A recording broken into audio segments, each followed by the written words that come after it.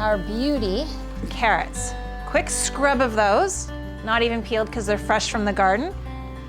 Cook down some sweet onions till they're soft, pureed, and then added a bit of old school evaporated milk. Don't ask me, it's my grandmother's recipe, it's still the best. And then what you get is a homemade carrot soup.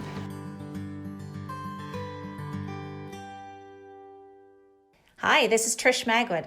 Don't forget to subscribe to my YouTube channel for recipe ideas, food inspiration, and simple home tips.